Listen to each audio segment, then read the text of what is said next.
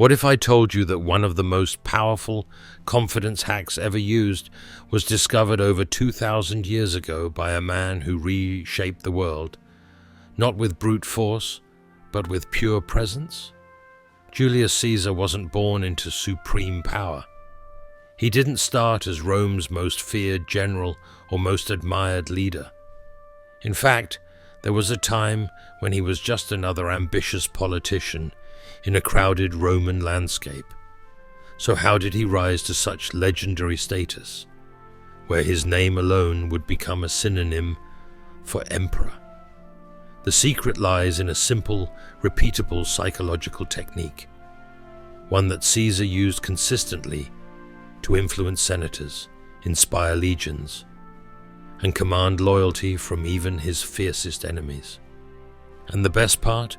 This same tactic can still be used today by anyone looking to build authority, influence, or inner confidence without faking it. Let me ask you something. Have you ever walked into a room and immediately felt small, like you didn't belong? Caesar mastered a way to reverse that. His confidence wasn't about arrogance or loudness.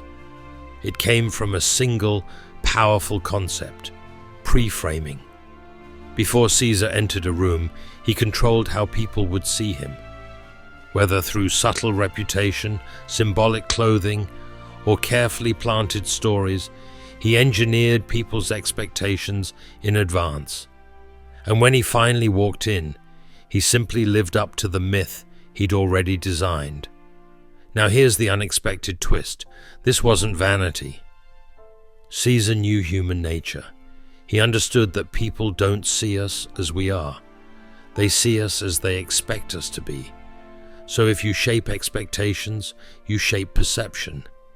And once perception is in your hands, so is power. Modern psychology backs this up. Studies show that first impressions are formed within seconds, and they're almost impossible to reverse. Caesar didn't wait for people to guess who he was.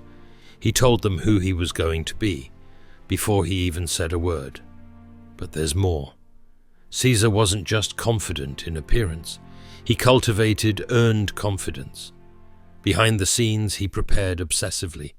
He studied every negotiation, planned every move, rehearsed every word. That meant when he entered the arena, political or literal, he wasn't bluffing. His outer confidence reflected deep inner readiness, and that's a lesson most people miss today. True charisma doesn't come from pretending. It comes from knowing. Knowing your material, knowing your role, and most importantly, knowing who you are before you're asked to prove it. Now here's the real secret.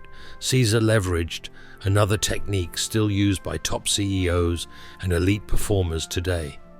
He narrowed his focus. Instead of trying to impress everyone, he aimed to deeply influence just a few key people at a time. The decision makers, the gatekeepers, the whisperers in the back room. By winning over the right few, he controlled the many. And yet, it wasn't all strategy. There was something magnetic about Caesar's presence. Witnesses said he walked into every room as if he belonged there, even when he didn't. That's not arrogance, that's trained conviction. And it's one of the most powerful success mindsets you can develop. But what happened when Caesar faced rejection? When senators mocked his ambitions or armies doubted his orders? You won't believe the bold psychological response he used, one that turned doubt into dominance.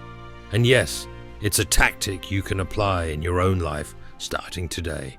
Caesar's response to rejection was never retreat.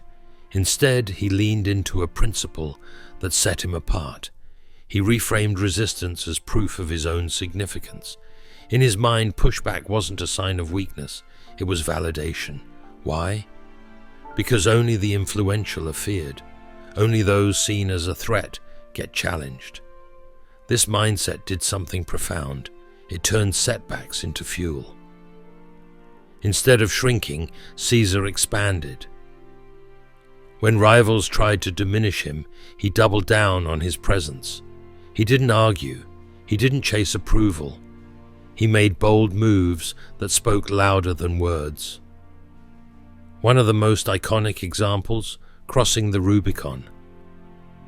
It wasn't just a military decision, it was a psychological masterstroke.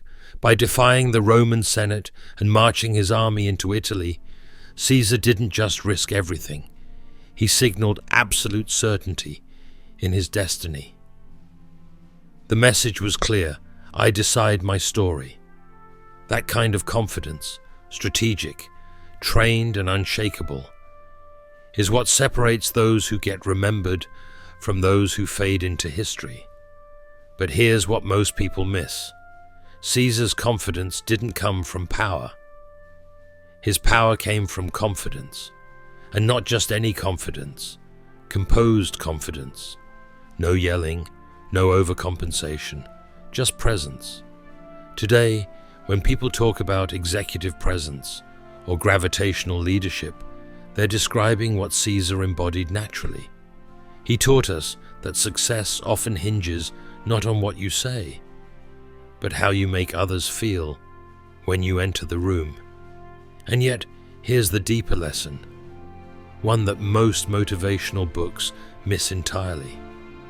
Caesar believed that identity precedes achievement. Before he conquered anything, he decided who he was, not what he would try to be, who he already was. That's what changed everything, because when your identity aligns with your actions, confidence becomes inevitable. You stop performing and start embodying. So what's the takeaway? If you want to lead, don't ask, how can I look confident? Ask instead, who am I becoming? Then act like it, speak like it, move like it. Because the people around you are watching. And like the Romans who looked at Caesar, not for permission, but for direction. Your confidence could be the very thing that gives others permission to follow. I'm Simon, and this story isn't just about Julius Caesar. It's about you. It's about stepping into your own presence, crafting your own myth, and walking into every room knowing exactly who you are before anyone else gets a chance to decide. Because confidence isn't given, it's declared. And when you truly understand that, that's when your empire begins.